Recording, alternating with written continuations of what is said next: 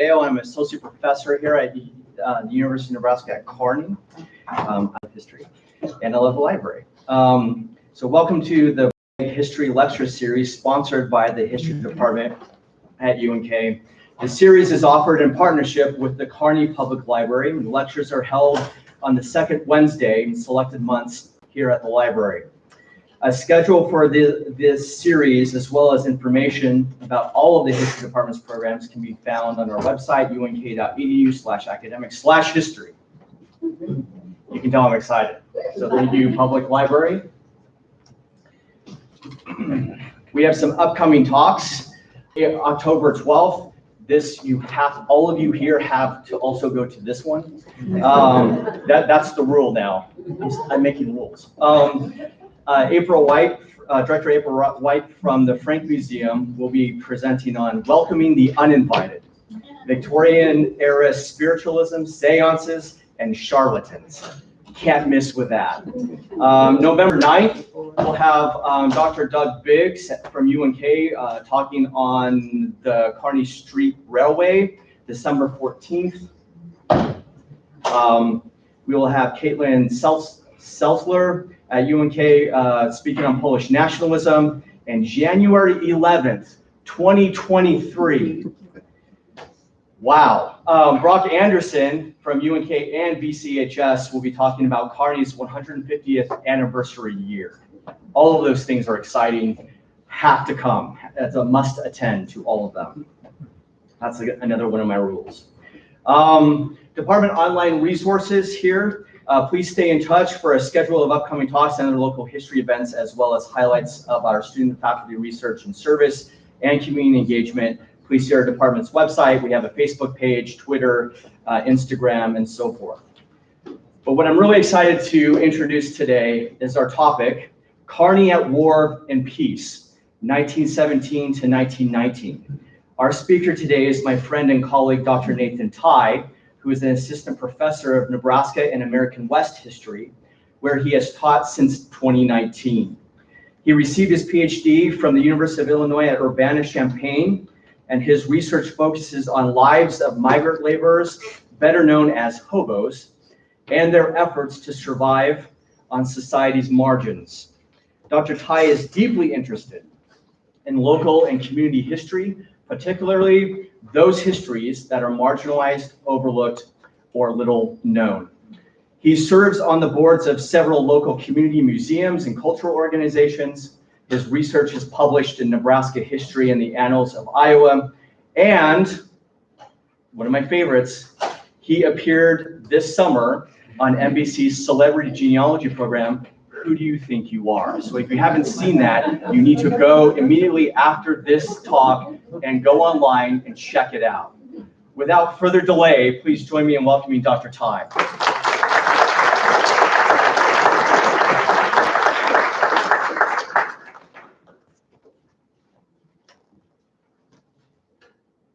Well, good afternoon, everyone. Thank you all for coming for what I hope is going to be an exciting lecture about and conversation about World War I in Kearney.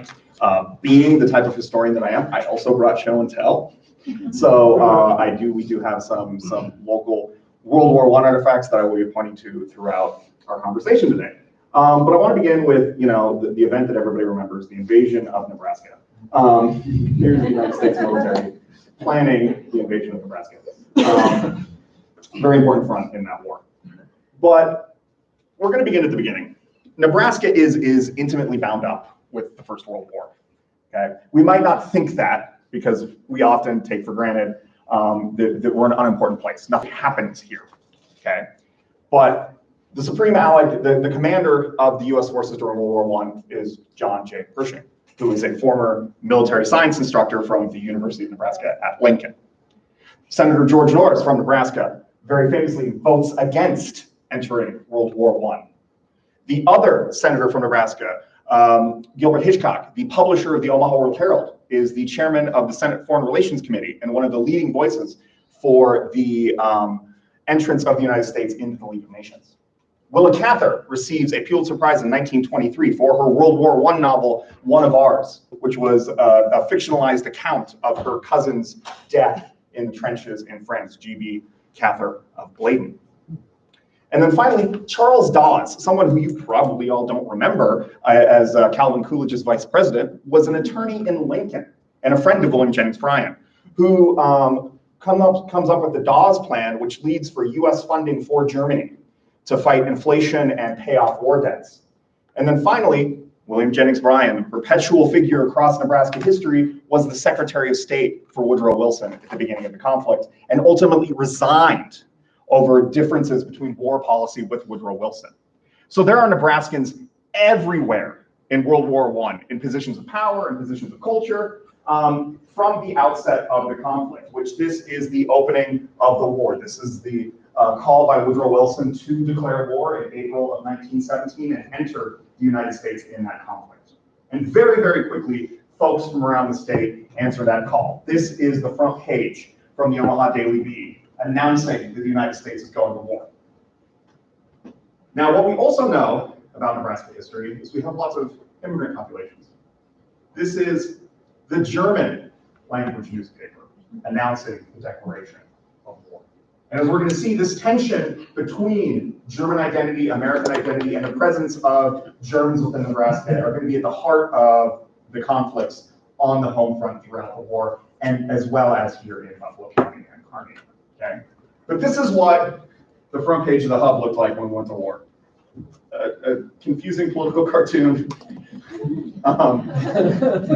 And a lot of other kind of local issues are coming, but the war is everywhere. The declaration of war torpedoed the foreign policy in Latin America, and then the war resolution in the House of Representatives. Okay. So the war comes very, very quickly to the state. And in Buffalo County, we're going to be talking about Buffalo County, we're going to be talking about Kearney, we're going to be talking about Nebraska. Almost 5,000 men sign up for the draft. The draft is enacted, the Selective Service Act, in May of 1918, or 1917 to drum up support for the war. Because initially the war is incredibly unpopular. There's a reason why George Norris is able to vote against the war, vote against the arming of merchant ships, and then continue to get reelected until the 1940s. Okay, there was a lot of anti-war feeling here in Nebraska. It's a European conflict. We don't need to get involved. This isn't our problem. Okay, so the United States to bring an army to the fore enacts the draft. Okay, and of those nearly 5,000, over 800 of them are serving overseas. So 800 men from Buffalo County serve on some front in the war. Okay, and just to kind of give you a sense of who these men are, this here in the corner, this is Norris Derbyshire. He is the first locomotive engineer, first American locomotive engineer on the Trans-Siberian Railroad.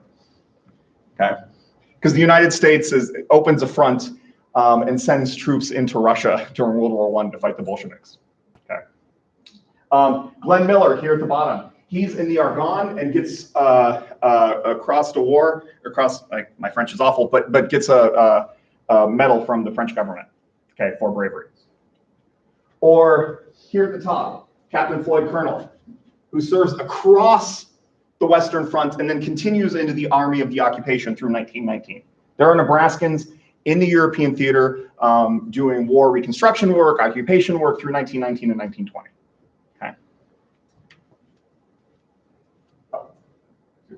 And then Jack Toll, who is also in the Argonne, is wounded in the Argonne and is wounded by a gas attack. Okay, and this is just a selection of this 800 men. All 800 men have a story. There is so much that is happening in this community between the war, what is happening in the war, and it's not just the men who are serving. Okay? It's also the community. It's also the women in the community. These are 3 women who served in a variety of medical support roles during the conflict. Lula Andrews is a Red Cross nurse in Halifax, and then eventually goes to New York City, where she is helping soldiers who are coming off troop transport ships, both wounded and able-bodied men, as they're coming back from the front. Mildred Soderquist here in the middle, she is a reconstruction aide. Now that's a weird term, That is not something, a term we use today. A reconstruction aide is a physical therapist. It's not a And so she is working in France with wounded soldiers, okay, who are missing limbs, who are having portions of their face or other parts of their body that they are doing early plastic surgery, getting men reacclimated to life after the front. And of those 800 men who go, 22 ultimately die, either on the front or from disease, from influenza, or ships that are being sunk in the Atlantic by German torpedoes. Okay, some of the men, there is one soldier, a local soldier, who dies in a plane crash in Texas, is an early fighter pilot. And total of those, 10 are lost in combat. And one of those 10 is a junior at Nebraska State Normal School, now the University of Nebraska at Kearney. And so in the history of Buffalo County, and there was a book that was published on Buffalo County in World War I, and there are copies downstairs, and I do have a copy here if anybody would like to peruse, that lists all 800 men who served on the front. And this is the honor roll for those men who died in the service. And the underlined names are the men who died from Kearney. Okay. Now, I don't know for what reason, 9 of them were honored with trees around Longfellow School, around the original high school. I don't understand why one of them was excluded. I haven't figured that out yet. I don't know if I want to get into turn of the century tree politics in Kearney, but regardless, there was an intentional effort by the community to honor these men. Okay. And their losses tell us a lot about the scale of the global conflict and about what Kearney looked like at the turn of the century. And so I want to introduce you to a couple of these men. So this is Kwan Soo Lee. This is the first casualty in Buffalo County from World War I. Okay. So this is a photo of Kwan Soo Lee that is at the Buffalo County Historical Society. And this is a photo of him on the Mexican border. Okay. Kwan Soo Lee was one of the first men in the community to enlist well before the war. He enlisted in 1916. He's a graduate of Kearney High, and he's an immigrant from what then was Korea, but under Japanese occupation. He had been brought over and supported. He was a Korean Christian and supported by local church groups. Came to the United States, graduated from Kearney High, and then wanted to serve the United States Army. And so he enlisted in 1916, is immediately sent to the Mexican border. This is during the middle of the Mexican Revolution. Pancho Villa very famously raids a community in southern New Mexico. And so he is on the border here in this image. But he is the first casualty because very early in the conflict, even before we send men over to Europe, we activate local National Guard units and others to defend important parts of infrastructure. So he's stationed at a bridge over the Platte River in North Platte, which is a very exciting place to spend World War I. I can tell you that. But he drowns. Purportedly when he's bathing, but there are other suspicions. And there is some speculation that he might have been, it might have been a racist crime, a racist murder, racially inflected murder by one of the other members of his unit. And it's very unfortunately unclear. But he becomes the first casualty of the conflict in July of 1917. And he is buried at the cemetery at Offutt Air Force Base in Omaha. Or Clarence Olson. This is also an incredibly tragic story. And this is an image of Clarence that survives to us thanks to the Daughters of the American Revolution. This is one of the images that came out of the time capsule at the Kearney Cemetery. That included mementos and images from many of the participants and the casualties of the First World War. And Clarence Olson is the only student at the normal school who dies in the conflict. He's an editor for the Antelope, and he's just a junior, just a young kid, okay? In October of 1918, he loses both of his legs in the Argonne to shrapnel. They're both amputated, and he spends a significant amount of time then coalescing in French hospitals. But ever the student journalist, he writes letters to the Antelope from his hospital bed, telling you what is going on. Clarence Olson writes from France, loses one leg with shrapnel shell in the other, and gives accounts of what's going on. But the tragedy of this is these are being published in the Antelope, and Clarence has already died. but nobody knows just quite yet. He ultimately dies and succumbs to his wounds in December of 1918 in a French hospital.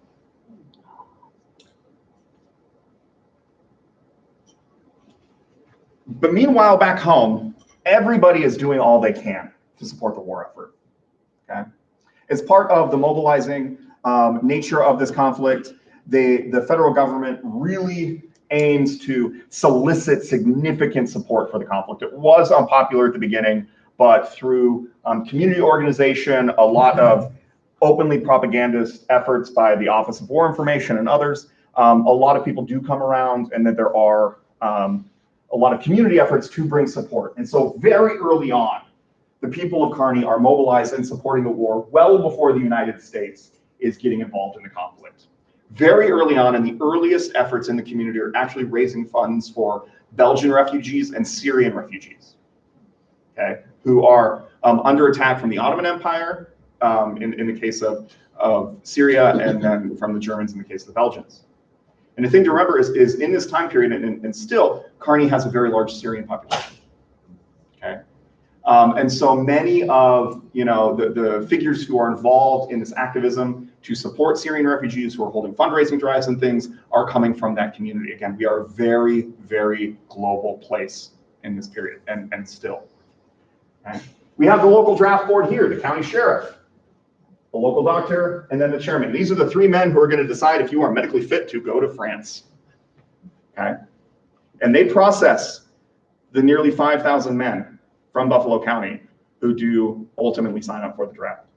Okay? Most of the men who are being drafted out of Kearney are joining the 89th Infantry, which this is a helmet from a member of the 89th Infantry, presumably from here in Buffalo County, courtesy of the Buffalo County Historical Society.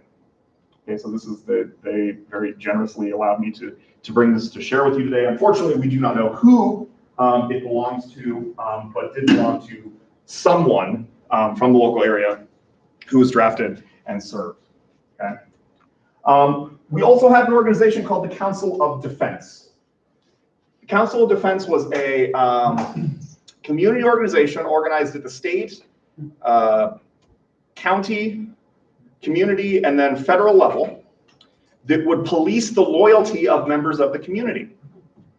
That if you weren't buying enough war bonds or for supporting the Liberty Loan, if you didn't pull that volunteer shift with the Red Cross, if you spoke German at home, if you said something nice about the Kaiser, if you said something mean about Woodrow Wilson, you would be brought before the Council of Defense. Okay. 2 men in Buffalo County were brought forward in front of the Council of Defense for being unsuitably patriotic and were sent to detention camps. Okay. The Council of Defense is seemingly benign, but in actuality is really trying to support the patriotism. And the records for the Council of Defense, which for the state, which survive at the State Historical Society, show neighbor turning against neighbor. Oh, well, Friedrich over here is keeping the grain in his silo until the price goes up. He's not shipping it overseas. He's reported. He needs to go to Lincoln and go before the Council of Defense. Oh, Ruth isn't really supporting the Red Cross. She's not really involved in this war. We need to go have a talk with her. So patriotism is also being enforced, and it's also quite scary for what's going on. And this is a lot of the attacks are being directed at German immigrants, which, as we all know, we have a large German population in the state. The Red Cross in Kearney does an incredible amount of work, okay, really is mobilized during this time period. And they ultimately end up taking over the entire second floor of the post office, which is now the second floor of Mona.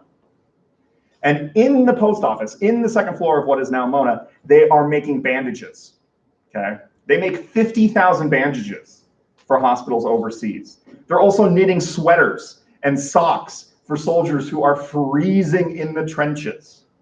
Okay, who are ill-equipped for what is going on. And so some of the artifacts that I've also brought today are 2, presumably, because they don't unfortunately have a tag, Red Cross-made sweaters, okay, for a local soldier.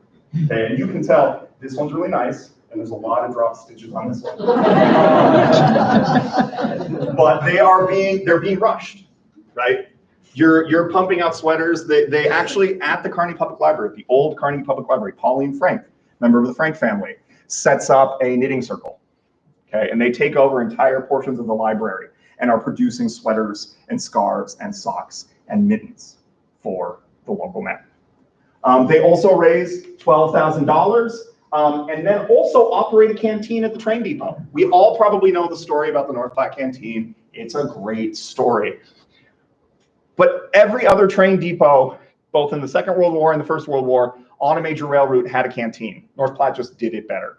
But during World War I, we had a canteen here for the troop transport ships that are going to the front, okay?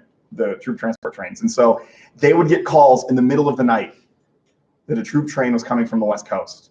And they would have big vats of coffee that they would just start boiling, and donuts. Donuts like you couldn't believe, okay? The donut girl is a whole thing in World War I. I recommend Googling it when you've got time, to support folks who are coming through.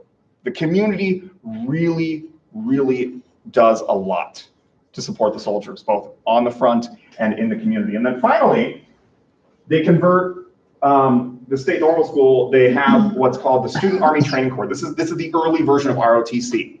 And they start this in the fall of 1918, and we'll see an image of the barracks. But this demonstrates, these are images from the First World War of the community, okay? This is Kearney's service flag, and it's difficult to tell, but you're all probably familiar with the Blue Star, or unfortunately the Gold Star flags that would hang in a window. This is a Blue Star flag from a soldier's family here in the central Nebraska area. That would have hung in a farmhouse window. But there's a Blue Star, and unfortunately probably a Gold Star at this point in September of 1918 or two, for everybody in town who was serving on the front. So if anybody has this in their attic, please let me know. I would really like to find it. I don't know what happened to it. It has subsequently disappeared, but it demonstrates the commitment for folks in the community to the war effort. And then much more visible, this is the living service flag in a wartime parade for representing students at the normal school. So you have students who are represented, they're dressed in blue on the outside, and then on the inside, there's women in white who are representing the stars, representing all 170 students from the normal school who are serving in the conflict, okay?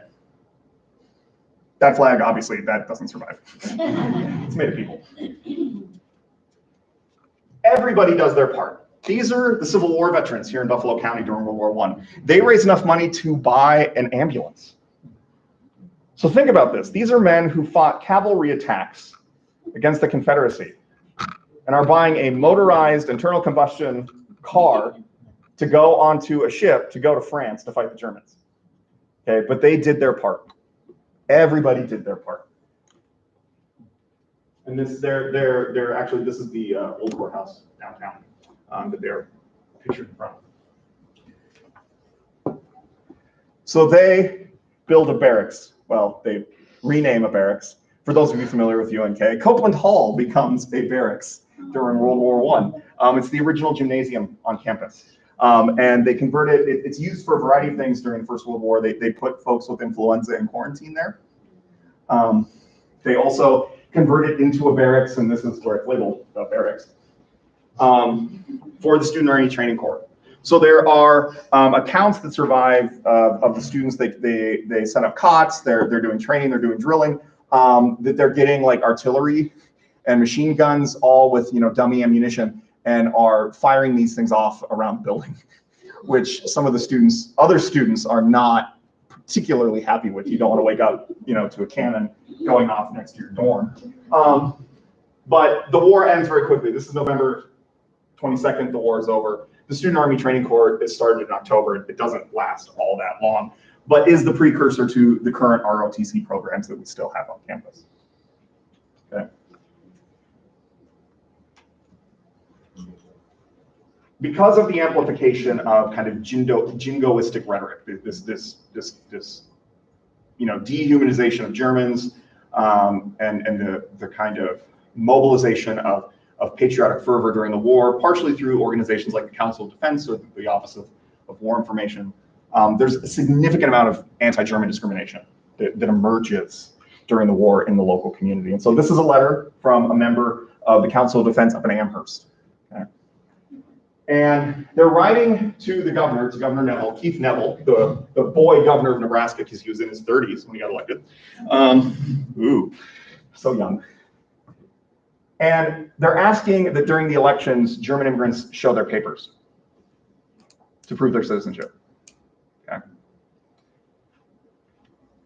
We're also seeing attacks in the local area on German churches. Okay. We have German Catholics, we have a lot of Lutheran parishes in the area, and they're being attacked. Priests and pastors are being attacked, and then churches, windows are being broken out, and then here in Amherst, and then in Grand Island, houses are being splashed with yellow paint for cowardice.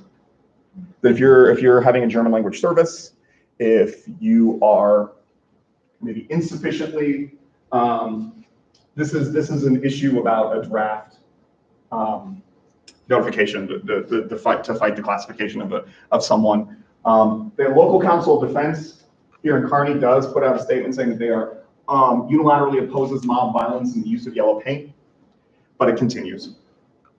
Okay. And so a lot of ill feeling towards local Germans in the community, and it persists, as we're going to see. But the soldiers do come home. Okay. The war ends November 11th, 1918. But the world has certainly changed for them. The hit song, right after the war, for those of you who aren't familiar or seeing the Judy Garland version, how are you going to keep the boys on the farm once they've seen Paris?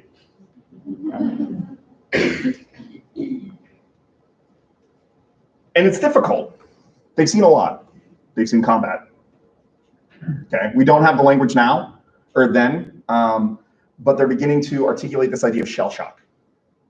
Okay, what we would now understand as post-traumatic stress disorder. Okay, these are men who have been living in trenches with rats and trench foot, which is when essentially your foot just kind of starts rotting off because you're standing in water for weeks. Okay, you've had to crawl over your friends. You've had to survive no man's land. You've had to survive gas attacks. Okay, just the terror of mechanized warfare is unbelievable. And so the folks who come back found veterans organizations, and the most famous and the enduring of that is the American Legion.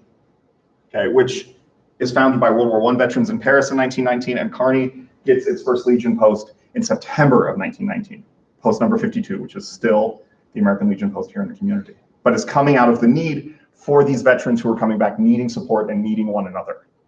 Nobody else understands what they went through, right? Except those folks who were there.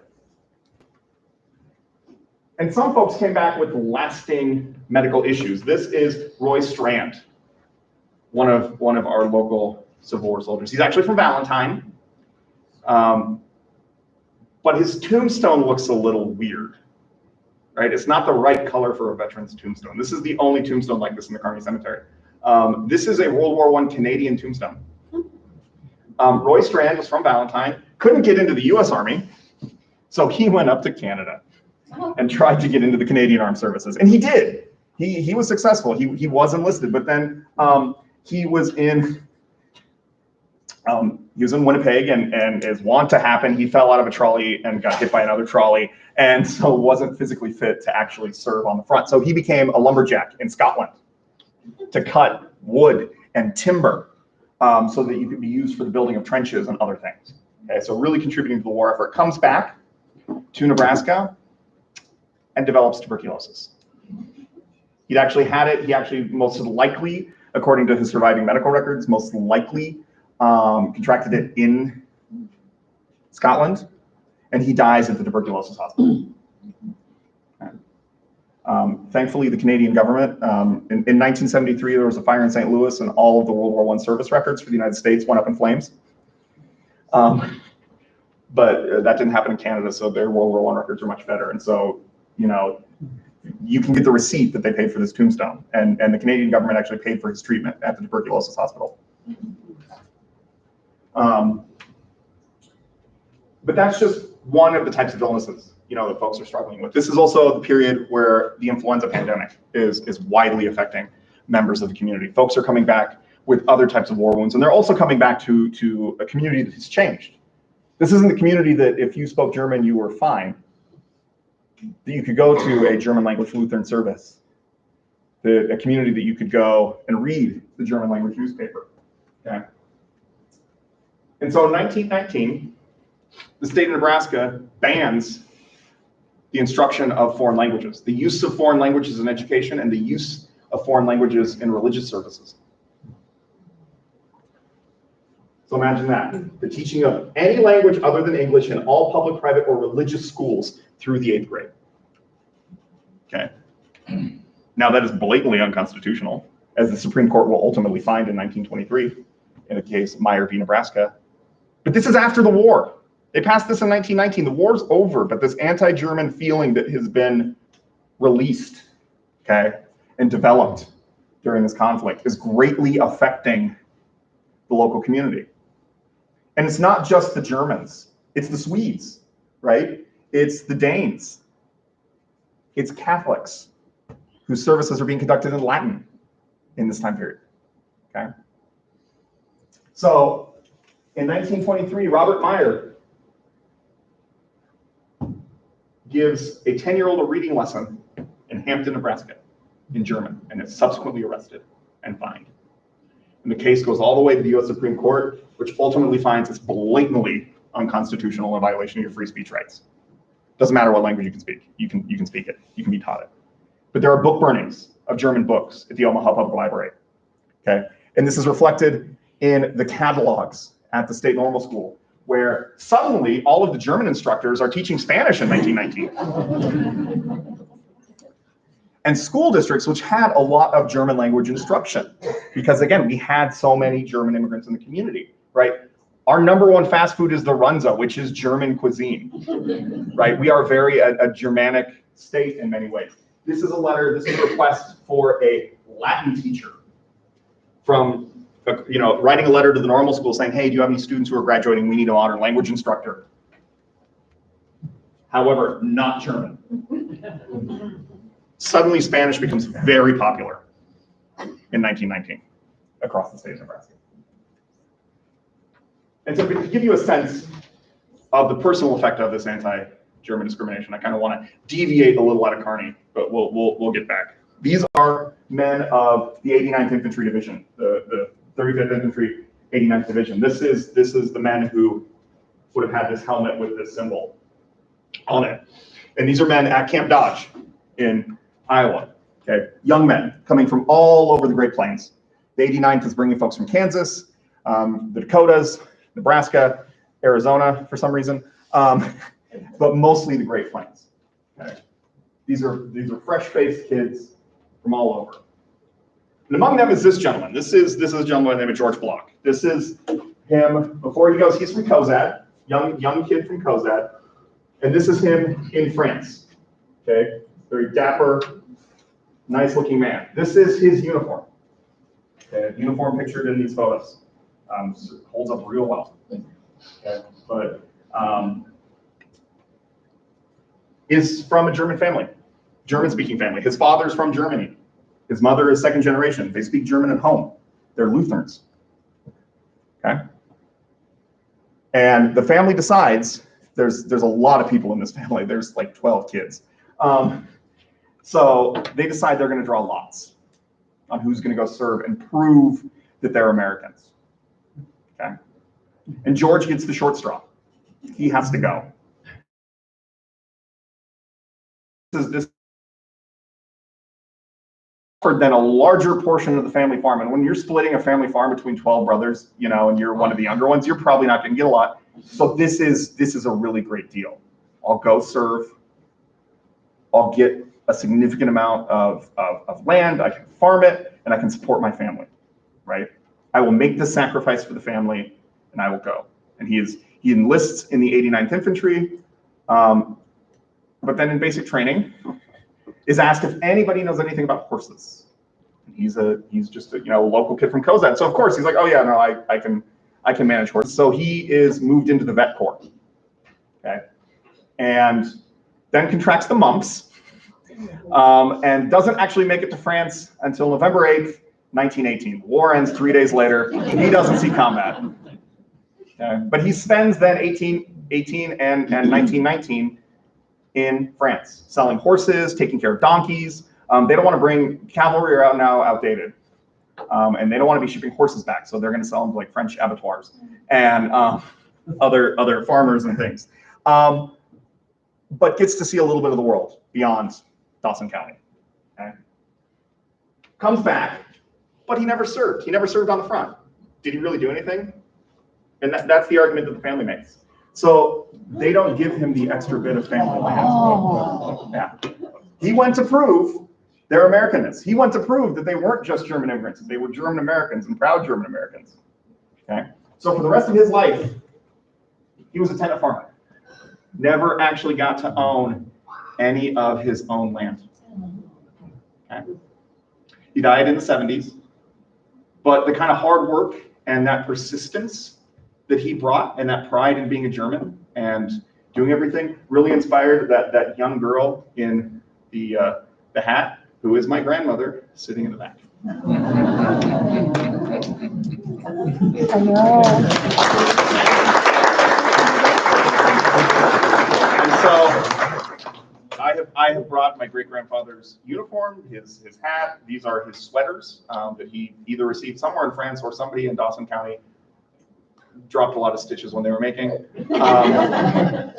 But he thoroughly enjoyed his time overseas, but he had to do it because of the anti-German discrimination, okay, to prove that they were an American, okay? And it really set him back. I mean, he never was able then to own his own farm. He always had to work somebody else's land. But because of that decision, regardless, he never regretted making that decision. He was very, very proud of his service. He had a framed photo of his troop transport ship in his house. Now it hangs in my house.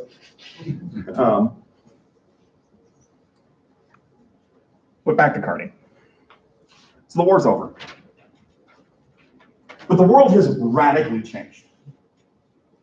Okay? The German Empire has been defeated. The Austro-Hungarian Empire has been defeated. Okay? The world powers are sitting at Versailles, trying to determine what the world is going to look like. Okay?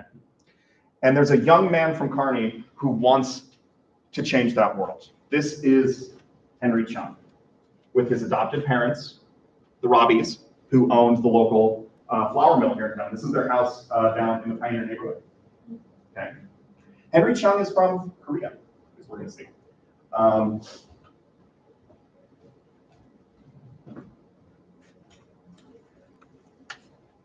He immigrates to the United States at the turn of the century.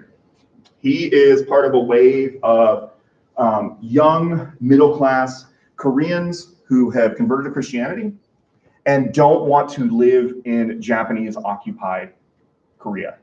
Okay, the Japanese Empire has colonized Korea, has a very severe authoritarian rule, and they want to build a different type of future. So dozens upon dozens of young Korean Christian converts come to the United States. Many of them initially settle on the West Coast, in Hawaii and in California, but a significant cluster of these young Koreans come to central Nebraska. Okay? And so Henry Chung comes, graduates from Kearney High in 1911, excuse me. He's the captain of the debate team at Kearney High. And then does what many young folks do, then he goes to the normal school. Okay? This is him as the captain of the debate team at Kearney High in 1911. Okay.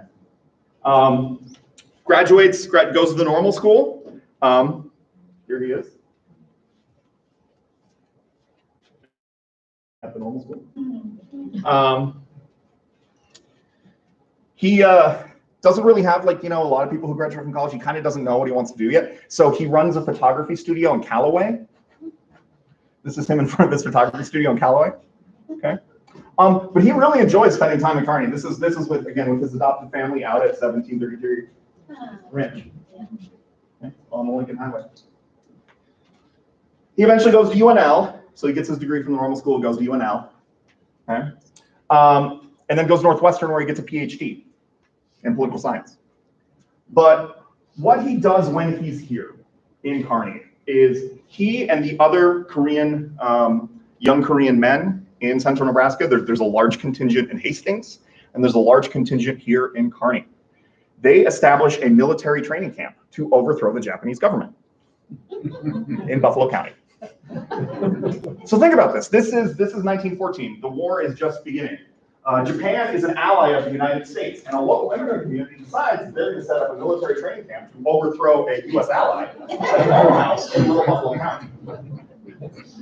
This is quite an audacious task, right? So every summer they rent a farmhouse, and young Korean immigrants from across the country come to Central Nebraska to learn military drill. This is in front of the Kearney Library at Hastings College. Okay. This is a very serious endeavor. They do not want to live under Japanese rule anymore. What is emerging during World War I, Wilson puts this in his 14-point plan, the right to self-determination, that every nation should have the ability to determine their form of economy and their form of government. This is an intentional rebuke of European colonialism, as well as in the case of Japanese colonialism. Okay. Here they are learning hand-to-hand combat at Hastings College. Okay. These students, and many of the members of this group, this young group, are very influential later in the development of the South Korean nation. The founder of the South Korean Communist Party is one of the students. And then Syngman Rhee, the first democratically elected president of South Korea, is one of the supporters of this school and comes every summer to educate them. Okay. There's lovely accounts of him getting off the train and then going to like the newspaper office in Kearney and in Hastings and just like hanging out, not knowing that in 30 years he's going to be the first president of South Korea. Okay. But Henry Chung is among them. He is one of the best educated, right? He's got a Ph.D. from Northwestern, and he writes a lot of books on Korean foreign policy and Japanese colonialism. Okay.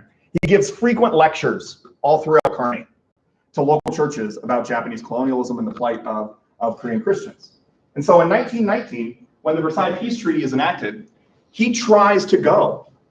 He is elected one of the delegates for the Korean government in exile.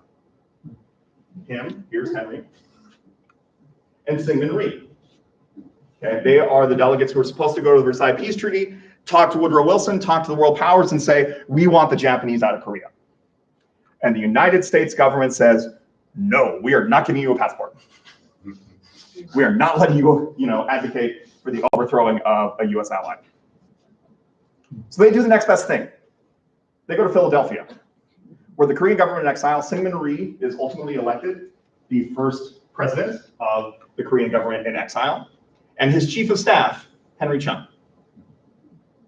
Now they sign a document, what for intents and purposes becomes the South Korean Declaration of Independence.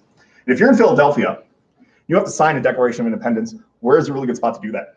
Independence Hall. That is George Washington's desk in Independence Hall. Okay, and a direct evocation of the U.S. independence effort. Okay, this young kid from Kearney writes this Declaration of Independence. Okay, here he is again, with all of the assembled members of the First Korean Congress. So this young kid from Kearney, okay, by way of Korea, educated at the normal school, is one of the founders of the modern South Korean nation and is coming out of World War I. Okay, the ideas that are being articulated, the ideas about self-determination, the ideas of peace, the end of colonialism, okay, come from this young kid. First, they start a military training camp, and then they go through the diplomatic efforts. And Kearney loves Henry Chung. The Antelope in 1919 is running regular articles about his efforts. This isn't something that people in town are not aware of. They're like, oh yeah, local boy, trying to go to Versailles to overthrow the Japanese occupation of Korea. Okay. So much so that in the 1940s, he eventually becomes an aide to Douglas MacArthur in Korea when the Japanese are removed during the Second World War. He continues to kind of aid Syngman Rhee at various points in time, and he's buried in South Korea today. But in the 1940s, he wants to become a naturalized U.S. citizen.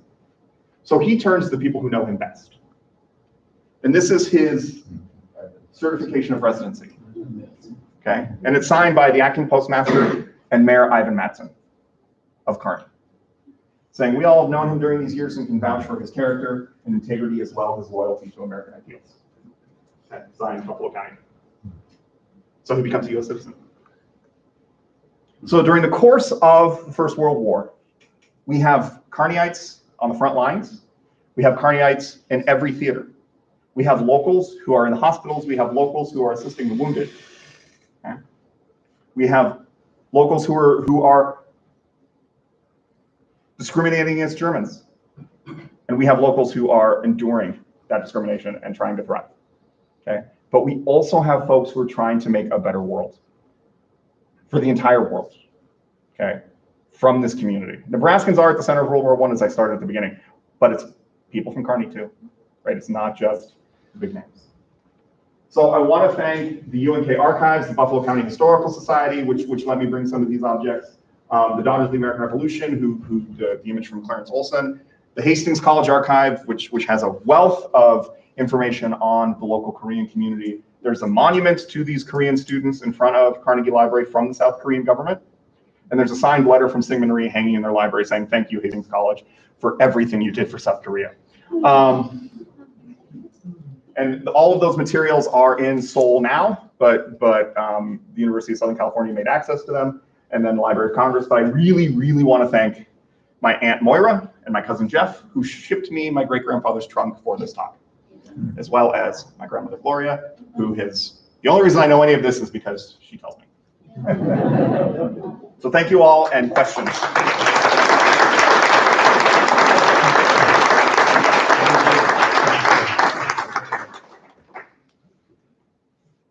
Somebody's got a question. You know I do. No. So about the anti-German sentiment. Yeah. Was it only in Nebraska? Was that unusual? And how long did it last? It was everywhere. Right. All over, predominantly like a lot of the Midwest. And it was, this is persisting through the 20s. I mean, so much so, there aren't a lot of German cultural organizations in the state, and there's a lot of people who don't speak German that is shuddered by what is happening in this time period. Were there any other weird laws like that? No other state passed an anti-foreign language bill. The other type of bill that is passed, there's anti-syndicalism acts to police Bolsheviks and Wobblies and other members of leftist, leftist political organizations, as well as just labor unions. And that's often bound in anti-German rhetoric. So the Wobblies, even though the Wobblies are an innately pacifist organization and don't support the German war effort or the US war effort, they're seen as like being a German front. Same with the Bolsheviks. And so Nebraska does have that. And so there are labor organizers in the state who are detained. The IWW Hall in Omaha is raided. And some of these folks that is coming out of the Palmer raids and other things that are coming out of this period, folks are getting deported. Emma Goldman, other kind of labor organizers, foreign-born labor organizers. But the anti-German discrimination is very, very sharp around here. One of the reasons I wonder how long it lasts is because I am from Amherst, or I'm not from there, but I live there now. And there are a lot of German families there now, and they're pretty prominent in the area, so clearly that's not an issue anymore. So at what point does it become okay to be German again? Again, in the case of my family, nobody speaks German again. Yeah, that's true. That's kind of the anecdotal thing, but there's German language newspapers in the state through the 30s. Really, World War II kind of cuts a lot of those things for a variety of reasons. But also you do have loss of language. There's no German instruction anymore. And so you kind of lose some of that cultural identity. And a lot of this is fading by the 1930s. And the 20s also, the discrimination, the 20s bring about the rise of the Klan, again, which is very prominent in the state. And so a lot of xenophobia and discriminatory attitudes are redirected towards African Americans, Catholics, and Jews, and Bolsheviks. During World War II in Michigan, my grandfather, my great-grandparents moved to a Polish neighborhood. And my great-grandfather was routinely beaten up because he was, clearly German. And my grandmother had given their home to homeless people that immigrated, but we have no ethnic, there's nothing on the German, on my mother's side, we're all German. There was never any ethnic, nothing. Whereas my husband's Danish and they, embraced it, but my grandparents were completely put aside everything.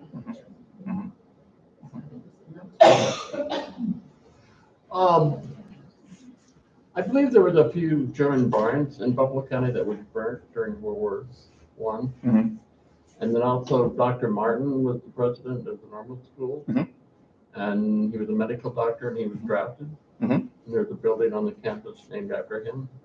Yes, that is one of the dorms that we did not demolish recently. Yes. Yes, he did, yeah. There's a lot of these things too. It's hard to read the paper because it's like, oh, so-and-so's barn burned down.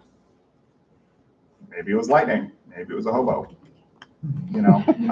There's always kind of the wink and nod for some of this stuff. The paint just appeared. Yeah. You talked about the council in Lincoln, and I remember my grandfather talking about that because there were a lot of Syrians, Lebanese, Greeks through this part of the world, and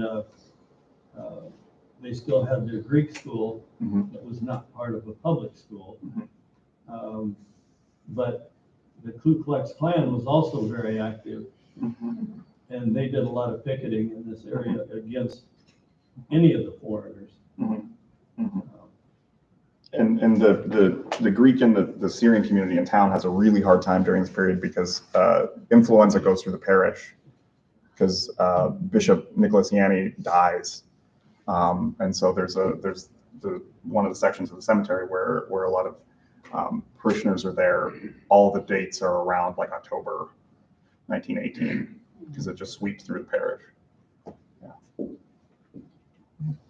If I recall rightly, both George Beecher and Willa Cather went to the legislature to testify against the banning of German, the restricting of languages to English. I don't know about Willa. I do know, yeah, George does. I don't know about Willa. Willa does. Chuck says Willa did. Willa did.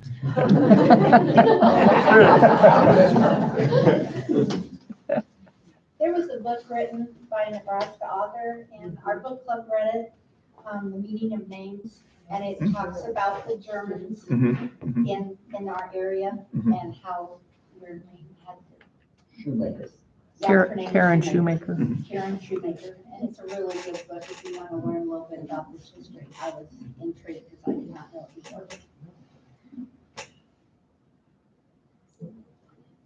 Other questions? Oh, yeah. Okay, is there a place around here, are any of those Koreans buried in Hastings? There's one. There's one of the Korean immigrants who is buried in Hastings. He dies of pneumonia. And so for a very long time, and I don't know if Hastings College still does it, the university president for a couple decades would put flowers out because it's on the cemetery that's just north of campus. But Henry Chung is buried in South Korea proper. And a lot of the other members, the founder of the Korean Communist Party, who's a student there, he's executed in Manchuria by the Chinese during the Second World War. So yeah, and then there's unfortunately none, as far as I've been able to identify, in the Kearney Cemetery here. But a lot of them work as domestic workers, as servants in the house. And so Henry Chung, actually, I'm forgetting her name now. There's the photo of her downstairs, the founder of the DAR here in town. Oh, not Lottie Norton. Yeah, I think it is Lottie Norton. Yeah, I think it is. I think she works. Yeah, Lottie She's Norton. the picture down. Yeah, Lottie Norton. She works in Lottie Norton's house as a servant.